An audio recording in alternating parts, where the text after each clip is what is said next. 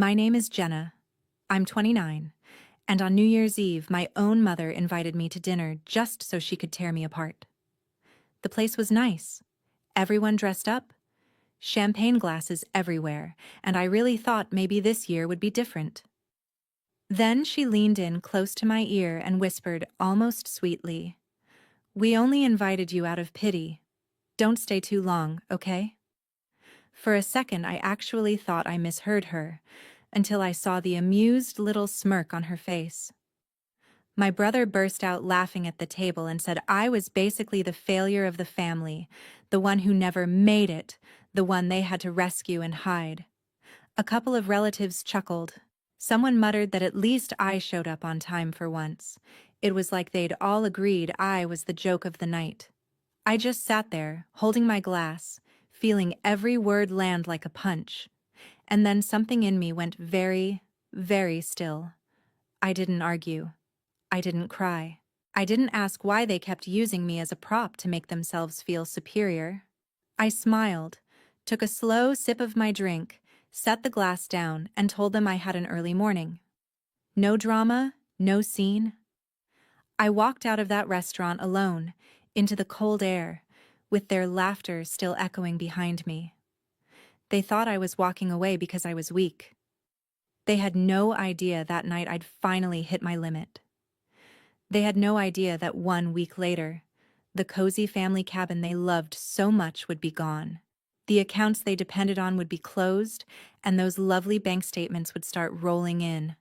If you stay with me until the end, I'll tell you exactly how one New Year's dinner turned into the week their money disappeared.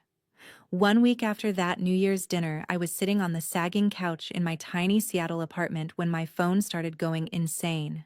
At first it was just one call from my mom, then another, then three, back-to-back from Mom's cell. I let them all go to voicemail. 30 seconds later, my brother's name flashed on the screen. Then again, then again. While it buzzed in my hand, my email notifications exploded with new messages from the bank. Subject lines like urgent notice, account changes, statement available lit up my laptop screen. I finally answered one of my mom's calls, and all I heard was panicked breathing and her voice up in that hysterical register she usually only saves for when something threatens her image. "Jenna, what did you do?" she shouted. "Do you have any idea what is happening? The cabin is gone. Do you understand me? Gone. There are strangers at Lake Chelan saying they're the new owners. They have paperwork with your name all over it." Then she jumped to the next crisis without even taking a breath. "The bank says some of our accounts are closed. The joint ones. The ones you were on. The auto payments bounced. There are fees. Your father is furious." "What have you done to us?" In the background, I could hear my dad, Martin, barking something I couldn't quite make out, and my mom yelling back that she was trying to fix it. I didn't answer right away. I let her words hang there while I stared out at the gray Seattle sky and the rain sliding down the window. Another call started buzzing in, this time my brother Ryan. I hung up on my mom and watched his name pulse on the screen. When I didn't pick up, he switched to text. Long, angry paragraphs popping up one after another. "You tanked my credit score. Do you even realize what that does to my clients? You sabotaged my summer plans, our family trips, everything. How could you be this selfish?" Then, the one that made me actually laugh out loud. "All because you couldn't handle one harmless joke at dinner." I leaned my head back on the couch and closed my eyes. 1 week earlier, I had walked out of that restaurant feeling like someone had reached into my chest and flipped a switch. I went home to my little place with its thrift store furniture and mismatched mugs, dropped my keys on the counter, and just stood there for a minute listening to the quiet. My hands were still shaking when I opened my laptop and started pulling up everything I had ever signed for that family. Old emails from the bank, digital copies of deeds, screenshots of, "Just sign this, it's no big deal," messages from my dad and my brother. I pulled out the worn folder I kept in the back of my closet, the one with paper copies of documents I never really understood but signed anyway because they said it was for the family. That night, I finally read them. Really read them. The cabin at Lake Chelan, the place they loved to brag about to friends, wasn't just in my name for tax reasons, like they'd told me. It was in my name. Period. My signature. My ownership. The family emergency credit line Ryan opened years ago, after one of his deals went bad, just happened to list me as a co-applicant. The joint account my mom swore was just for helping you build credit had been used to pay for their vacations, their upgrades, their perfect life. Page after page, it became painfully clear I was not the helpless failure they painted me as at dinner. I was the financial safety net they'd quietly wrapped around themselves. At some point, I grabbed a pen and a blank notebook and wrote 3 words at the top of a fresh page. Take it back. Underneath, I started a list. Number 1, the cabin. Number 2, every joint account with my name on it. Number 3, every loan or bill I had been tied to without a real choice. I didn't know every step yet, but I knew I wasn't going to let them keep using me. I thought about the one person I trusted who actually understood this stuff, my old college friend Maya, now a lawyer in the city. As my phone buzzed angrily in the present, with my mom wailing about strangers in her cabin and my brother blaming me for his falling credit score, I looked down at that same notebook on my coffee table. The first 3 items on that list were now neatly crossed out. They had invited me to dinner just to humiliate me. They thought I would swallow it like I always did. Instead, 1 week later, they were finally feeling what it was like to live with the consequences of their own signatures. The morning after that dinner, when the humiliation had finally turned into something colder and sharper, I called Maya. We hadn't talked in a few months, life had gotten busy, but she picked up on the second ring like she always did. Her face popped up on my laptop screen, hair in a messy bun, oversized hoodie, the exact opposite of the polished, curated people I'd just had dinner with the night before. She smiled at first and said she'd been meaning to call me anyway. Then her smile faded when she saw my face. "What happened, Jen?" she asked. So I told her. I told her about the dinner, about the whispers and the jokes, and how it wasn't even the first time, just the loudest. I told her how every time my brother's business had a hiccup, somehow my name ended up on another favor. I watched her expression shift from concern to something more focused as I swiveled the camera and showed her the stacks of documents spread out on my coffee table. Deeds, loan statements, joint account summaries, all with my name printed neatly in places I barely remembered signing for. Maya went from friend mode to lawyer mode in about 2 seconds. "Slow down," she said. "Walk me through what each of those is." We went line by line. The Lake Chelan cabin deed, where my parents had always claimed my name was there because your grandparents wanted it to feel like it was yours too. But when Maya zoomed in on the scanned copy I'd emailed her, she actually cursed under her breath. "Jenna," she said, "this isn't for tax reasons. This deed says you're the owner, not co-owner. Owner. She asked about the joint credit line with Ryan, the one that had been opened just for emergencies. I told her how I never saw a single statement unless something went wrong, how my parents would just wave me off if I asked too many questions. She had me pull up the online banking dashboard and screen share. She had me scroll through transactions that read like a highlight reel of their life. Flights, hotel stays, upgrades, holiday shopping, all under an account that tied back to my social security number. The more we clicked, the tighter my chest felt. Finally, Maya leaned back in her chair and rubbed her forehead. "Okay," she said, "here's what we're not going to do. We're not going to blow up your life just to get even. We're going to follow the paper. We're going to do this clean." She made me slow down long enough to take notes as if this was a client meeting, not just 2 old friends talking. The cabin, she explained, was legally mine.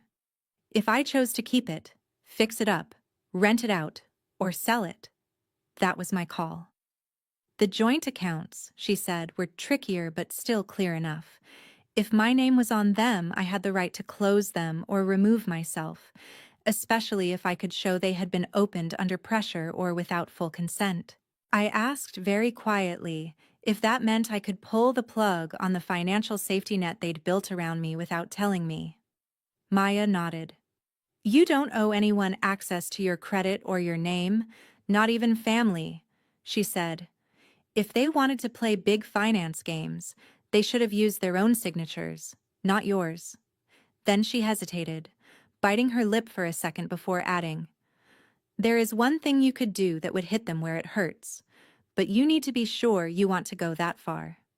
She told me about a cash buyer she knew, a couple from the tech world who had been looking forever for a second home in that exact area, someone who could move fast and pay cleanly if the right place came along, the kind of offer people like my parents would brag about for years if they were the ones making it. If you really want out, Maya said, I can call them.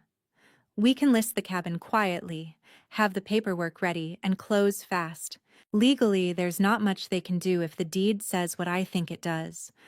I sat there, chewing the inside of my cheek, thinking about summers at that cabin with my grandparents, the only people who ever made me feel like I wasn't the family disappointment.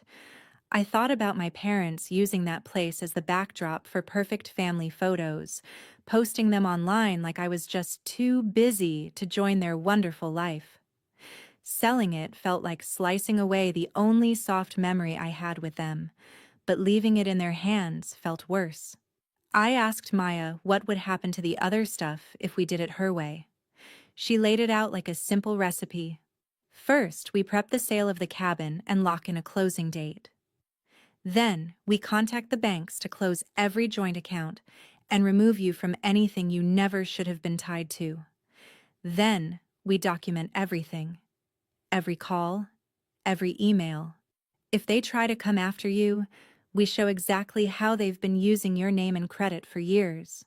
By the time she was done, my notebook was full of lines and arrows and bullet points. The word mine circled around the cabin 3 times. I looked at that messy page and then back at the screen. I don't want to destroy them, I said quietly. I just want them to stop. Maya held my gaze and replied, sometimes the only way people like that stop is when the consequences finally land on their own doorstep. You're not stealing from them, Jenna. You're taking your own name back. I sat with that for a long minute, the silence stretching between us. Finally, I nodded. Call your buyers, I said. Let's see how fast they can move. Maya did not waste time. The morning after our call, she texted me a short message that made my stomach flip. They're interested. Can you meet this afternoon? 2 hours later, I was sitting in a quiet corner of her office, a folder in my lap, while she walked a couple in their mid-30s through photos of the Lake Chelan cabin on her laptop. They were exactly the type of people my parents would have adored selling to themselves, polished and excited, talking about summers on the lake, and maybe renting it out as a creative retreat for tech workers. There was a part of me that wanted to slam the laptop shut and tell them no, that this place was too tangled up in my life to hand over that easily. But every time that instinct rose up, I heard my mom's voice again at that dinner, the word pity curling like smoke in my ear, and Ryan's laugh when he called me a failure. So instead, I listened. Maya laid it out cleanly. The property was titled to me, taxes up to date, no liens. The buyers had their financing ready, but they also had enough cash on hand to move fast if needed. When she quoted them the price she thought we could reasonably ask, I watched their eyes flash with that hungry, this is a good deal look. Within an hour, we were drafting an offer. As we went through each page, Maya took the time to translate the legal language into plain English for me. Here is where you acknowledge you are the sole owner, she said, tapping one paragraph. Here is where you agree to transfer the title. If you sign, this is no longer theirs to control, Jenna. It is your decision, your sale. My hand shook a little when I picked up the pen, but I signed anyway. By the time I left her office, the cabin that had been held over my head for years as proof of what a generous family I had was on its way to belonging to someone who didn't even know my parents' names. That afternoon, I went home and opened my laptop to start on the second part of the list: joint accounts. I started with the easiest to stomach: the family credit card that had been used for everything from beach vacations to restaurant bills I had never seen. I called the bank, gave them my info, and asked what my options were for shutting it down. The woman on the line was polite in that detached customer service way until she pulled up the account and realized who I was. "Oh," she said, "you're the primary holder." I blinked. Wait, what? I had always been told my name was on it to help build your credit. No one had mentioned that it was technically my account, with my parents and Ryan riding on as authorized users. Once I understood that, the conversation changed. I told her, very calmly, that I wanted to close the card completely. She warned me about the balance, about how it would need to be paid off, about how the authorized users would be notified. I listened, agreed where I needed to agree, and repeated that yes, I understood, and yes, I still wanted it closed. Next was the line of credit Ryan had opened after one of his early deals went sideways, the one sold to me as just a short-term thing, just until he got back on his feet. The banker on that call confirmed what Maya had suspected. I was a co-applicant, fully responsible. Ryan had been the one using it like a revolving door. I didn't shout. I didn't cry. I just said I wanted my name removed and the account frozen until the bank could evaluate the risk without my information attached. They pushed back at first, then relented when I referenced a few phrases Maya had given me about consent and misuse. One by one, I moved through the list. Utility bills at the cabin under my social, a backup checking account my parents had opened with my name and their money, using it as a pass-through for expenses so they could float cash between accounts. Every time a representative told me my name was on something I barely remembered signing, it felt like a small slap. Every time I successfully closed something or removed myself, it felt like taking another step out of a net I hadn't realized I was tangled in. I documented everything, just like Maya told me to. I saved call logs, confirmation emails, screenshots of account changes. It felt petty at first, like I was building a case against my own family, but as the day went on, it started to feel like something else. It felt like proof that I wasn't crazy, that I hadn't imagined the way they had quietly wired their financial security to my identity. When I finally leaned back from my laptop, the sun outside had faded into that dim gray Seattle evening. My notebook lay open next to me, the first 3 items on my list crossed out in heavy ink. The cabin. Sold, pending closing. The joint credit card, set to be closed. The emergency line with Ryan, frozen, under review. In some parallel universe I knew, they were probably still sitting in their comfortable house telling themselves I was dramatic, that I would never really do anything. In this one, their favorite getaway was already changing hands, and the accounts they treated like invisible safety nets had just been yanked.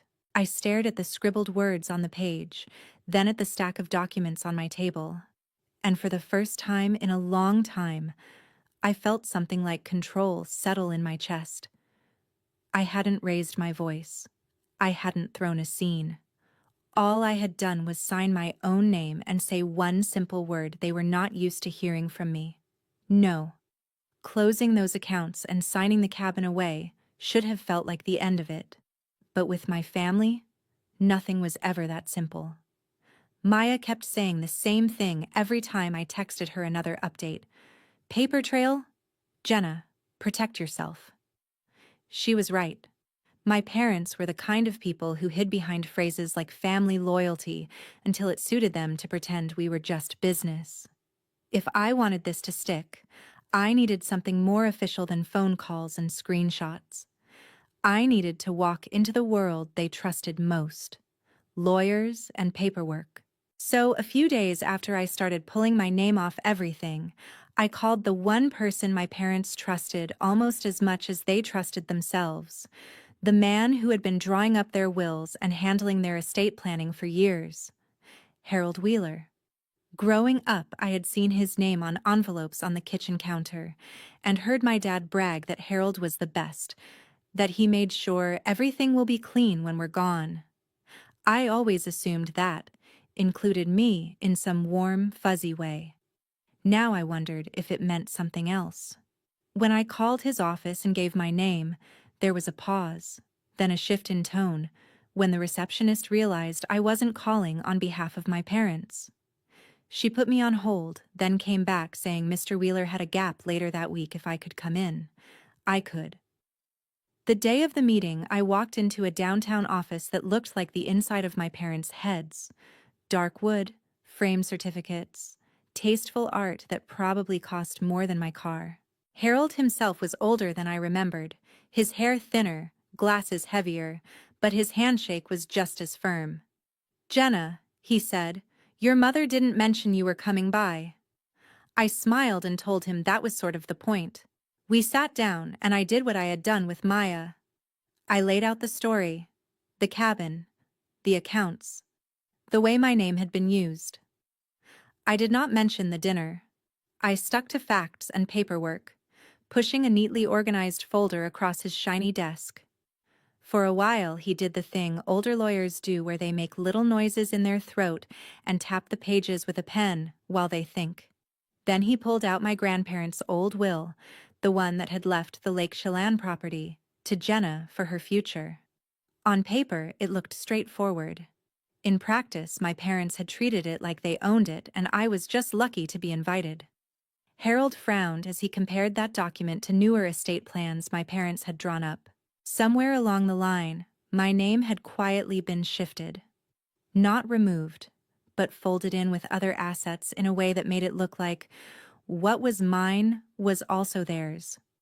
He did not say fraud out loud, but his jaw tightened in a way that told me he was thinking it. He asked about the joint accounts. I showed him where I had already started to close things, how the bank had confirmed I was primary on some of them. I watched the moment it clicked that if anyone looked closely, he could be the one standing between my parents and a very awkward conversation with a regulator. He took his glasses off, cleaned them slowly, and then said, very carefully, "Jenna, I have been advising your parents for a long time. I have always encouraged them to keep things clear and fair. It seems their implementation has not been as transparent as I would have hoped. Lawyer talk for they got cute and dragged your name into places it never belonged." I asked him bluntly what that meant for me. He surprised me by answering just as bluntly. "It means," he said, "that we correct it. We recognize in writing what was intended by your grandparents and what has actually been happening with your name and credit. It also means, for my own sake, that if anyone ever comes asking, there is a clear record that I advised them to make it right." We spent the next half hour going through updates he could make. Adjustments to the estate plan that would reflect the value of the cabin being properly yours, even now that I was selling it. Language clarifying that any debts tied to certain lines of credit were the responsibility of my parents and my brother, not me. He was protecting himself, sure, but in doing that, he was also, maybe for the first time, protecting me. When I left his office, I felt like I had just quietly moved one of the biggest pieces on the board. My family loved having people like Harold on their side. Now, at best, he was neutral. At worst, he was a witness. On the bus ride home, with the city sliding by in gray and glass, I opened my phone and stared at a blank status box on Facebook. For years, my parents had used social media as their personal PR machine. Perfect holiday photos at the cabin. Ryan in tailored suits clinking glasses at rooftop bars. My mom posting selfies with captions about blessings and gratitude, all while I was cut out of the frame in real life. I wasn't about to write a call-out thread, that wasn't my style, but I was done helping them keep the illusion going. So I typed a few simple lines.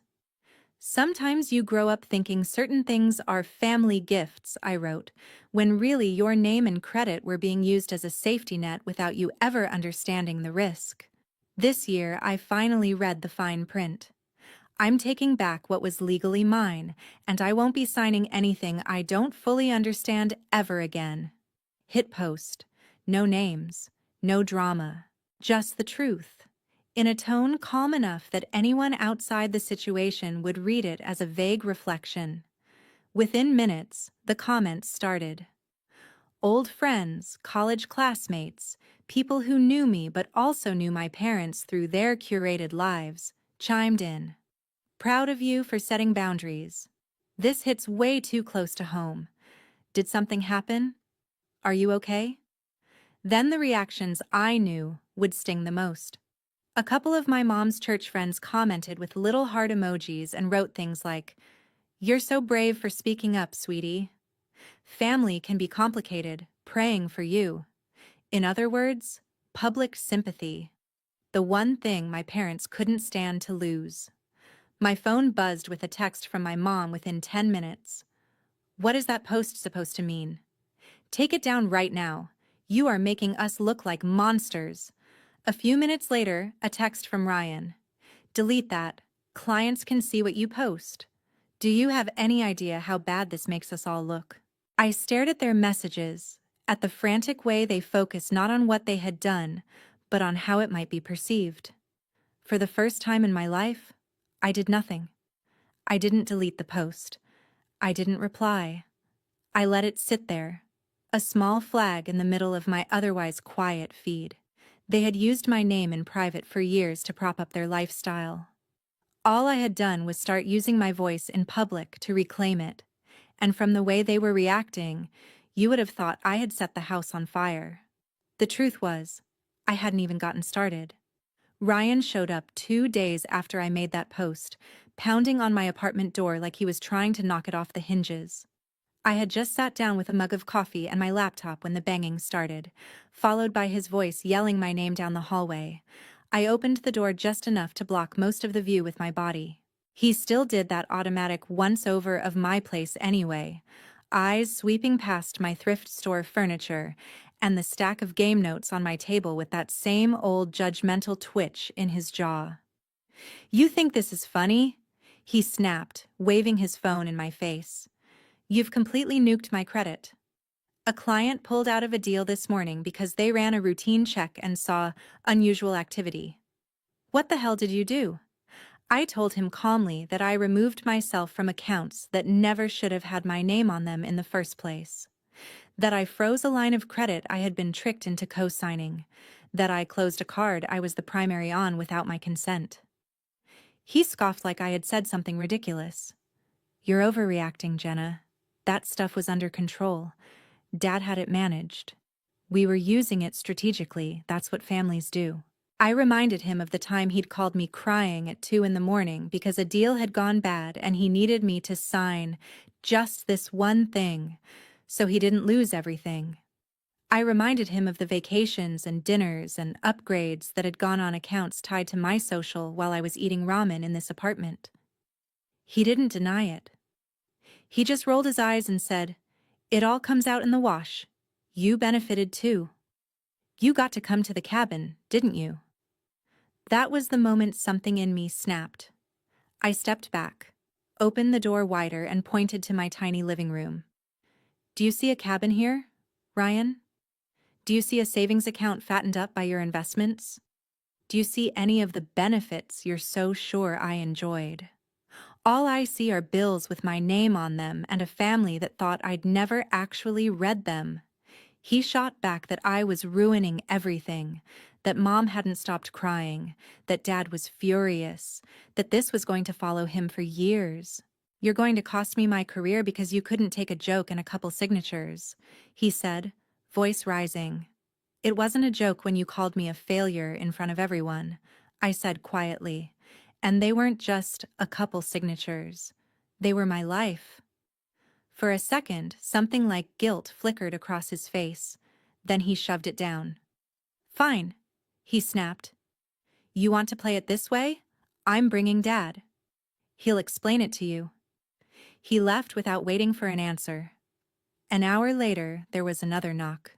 Quieter, but somehow heavier. When I opened the door, my dad stood there in a pressed shirt and that same calm mask he used with clients, as if this was just another negotiation. He didn't ask to come in, he just walked past me and took the one decent chair like it was his by default. I stayed standing. Jenna, he began, we need to talk like adults. You've made some impulsive decisions. You're affecting more than just yourself. I told him I was perfectly happy to talk like adults. Adults read what they sign. Adults don't hide debts in their kids' names. Adults don't tell their daughter a house is for her future and then act shocked when she treats it like it actually is. His jaw tightened. The cabin was a family asset, he said. We managed it for you. You had no idea how to handle something like that, financially. We stepped in to protect you. No, I said. You stepped in to use it. I slid the folder I had brought from Maya and Harold off the table and opened it, laying out the copies of the deed, the credit line statements, the notes from Harold about updating the estate plan. I pointed to my grandparents' will, to the line that left the property explicitly to me. I showed him where my name had been woven into loans and accounts that had nothing to do with me. For the first time since he walked in, he didn't have a quick answer. He scanned the pages, his eyes moving faster at the parts with Harold's letterhead. When he realized Harold had agreed to correct the paperwork, to clarify in writing who was responsible for what, a flush crept up his neck.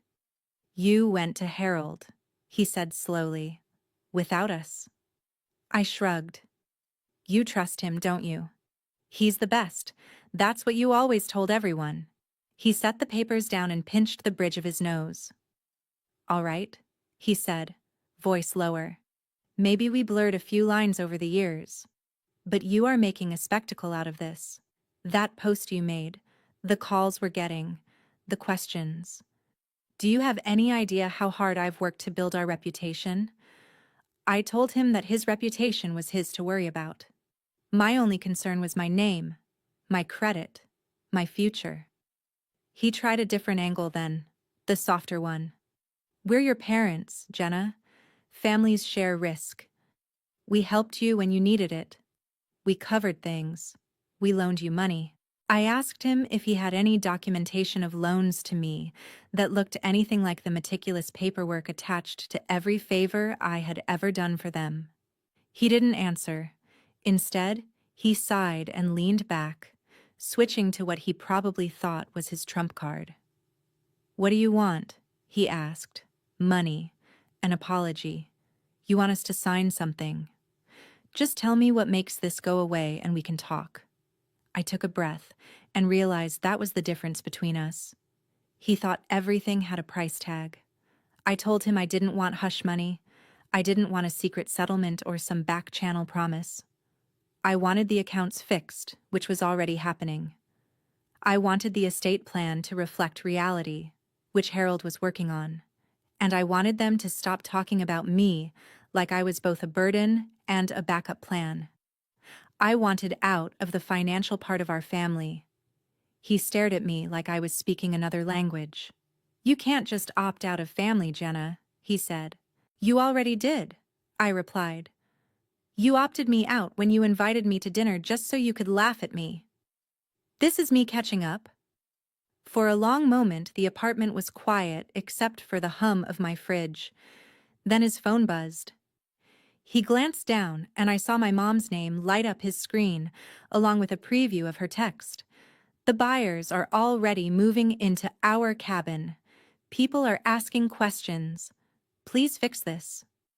He stood up, suddenly looking older than I was used to seeing. You've made a serious mistake, he said. We will see what our options are. I told him that was fine and that I had kept every email, every document, every screenshot, that Harold and Maya both had copies. For the first time, I watched my father register that the power balance had shifted. He left without slamming the door, which somehow felt worse. That night, my mom called me 3 times and left 3 different voicemails. In the first, she was furious, accusing me of betrayal. In the second, she was sobbing about how their summer traditions were ruined, how the cabin had been the heart of the family. In the third, her voice was small and raw in a way I had never heard before, as she whispered that people from church were sending her my post, that she didn't know what to say, that maybe they had gone too far. I played them once, then set the phone face down on the table. For years, their feelings had been the weather in our house, controlling what everyone else was allowed to feel. For once, the storm was theirs to sit in, not mine. And beneath all their anger and panic, beneath the threats and the guilt trips, there was one simple truth they were finally being forced to look at. Without my name quietly propping up their perfect life, they were going to have to stand on their own. The funny thing about consequences is they don't arrive all at once, like some big cinematic explosion. They creep in through emails and revised paperwork and awkward conversations in offices your parents used to own. A week after my dad walked out of my apartment, Harold called me himself. His voice was measured, but there was a hint of something almost like approval in it. He told me he'd met with my parents, that he had walked them through the changes he was making. The estate plan had been updated to reflect what my grandparents actually wrote all those years ago, not the version my parents had slowly twisted into something more convenient. The value of the cabin, now sold, was recorded as something I had already received and controlled, not as a vague family asset they could dangle whenever they felt generous. The lines of credit were annotated to make it clear who they belonged to. If anyone ever asked, there would be a paper trail saying I had asked for clarity and he had encouraged it. Translation: if my parents tried to drag me into a legal mess, they'd be dragging him too, and he was not about to let that happen. With that piece in place, I let myself breathe. When the money from the cabin hit my account, I didn't go on a revenge shopping spree. I paid off the last of my own legitimate debts. I set aside taxes because Maya looked me dead in the eye and said, "I love you, but the IRS will not care about your family drama." Then I did one thing just for me. I signed a lease on a small but bright studio space in a building not far from my apartment, a place with big windows and scuffed hardwood floors where I could actually spread out my game ideas without balancing them on the edge of my kitchen table. The first time I unlocked that door and stepped into a room that was mine, not ours or the family's, I felt something uncoil in my chest I hadn't even known was tight. I hung a couple of framed sketches from games I'd worked on, set my laptop on a second-hand desk, and sent Maya a picture. She replied with 3 words. "About time, Jenna." Back on my parents' side of town, things looked different. Ryan had to let go of the sleek condo he'd been so proud of and move into a smaller townhouse. Some clients stayed, some quietly drifted to other advisors who didn't have unusual activity, shadowing their reports. My mom still posted on Facebook and Instagram, but the tone had shifted. The constant bragging softened into something more careful, like she was aware people were actually reading between the lines now. One afternoon, a few weeks after everything, she messaged me asking if we could meet somewhere neutral, just us. I agreed, with conditions. No money talk, no guilt trips, no pretending nothing had happened. We met at a coffee shop. She looked smaller without the armor of our house around her. For a minute we just sat there, stirring our drinks, the silence between us full of all the things we'd never said. Then she did something I never expected. She apologized. Not the kind of half apology I grew up with, the "I'm sorry if you felt that way" maneuver. A real one. She said she was sorry for laughing at me at dinner. She was sorry for calling it pity, when really it was control. She was sorry for signing my name onto things without thinking about what it would cost me. She said she had spent years telling herself they were helping me, that it was all for my own good, because that story made it easier to ignore the ways they were using me. I listened. I didn't rush to comfort her. When she finished, I told her I appreciated the apology, but that words weren't going to magically reset anything. I told her I wasn't cutting them out of my life completely, but the version of me they were used to, the one who signed whatever was put in front of her to keep the peace, was gone. From now on, no joint accounts. No favors that look like the family emergency line of credit. No more using my work or my life as a punchline to make themselves feel better. If they wanted a relationship with me, it would have to be on terms that didn't require me to shrink. She nodded, eyes shiny, and for once didn't argue. My dad took longer. He never said the words "I'm sorry" out loud, not exactly. But he stopped trying to convince me I'd overreacted. When we finally did talk, months later, he admitted that he had assumed I would never push back, that he didn't think I'd notice the way things were set up because you never cared about money. I told him that not caring about money and not caring about being lied to were two very different things. We're not a warm, hug-it-out family now. There are still weird pauses in conversations, still a gap between the world they built and the one I chose. But there is also something we never had before: boundaries. They stand on their side with their choices. I stand on mine with mine. Here's the thing I wish someone had told me years ago, the thing I want you to hear if any part of this sounds familiar. Family can be a source of love and support, but that doesn't give them unlimited rights to your time, your energy, or your signature. Being related to someone does not mean you owe them your credit score, your savings, or your silence. Sometimes the most loving thing you can do for yourself is to read the fine print, ask uncomfortable questions, and say no when everyone expects you to say yes. It doesn't make you ungrateful. It makes you responsible.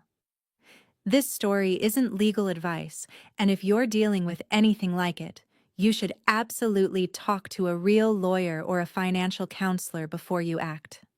But I hope it reminds you of this: you are not a safety net, and you are not a punchline. You are allowed to outgrow the role your family chose for you. You are allowed to take your name back. And if you've ever had to choose between keeping the peace and keeping your self-respect, I want you to know you're not alone in picking yourself.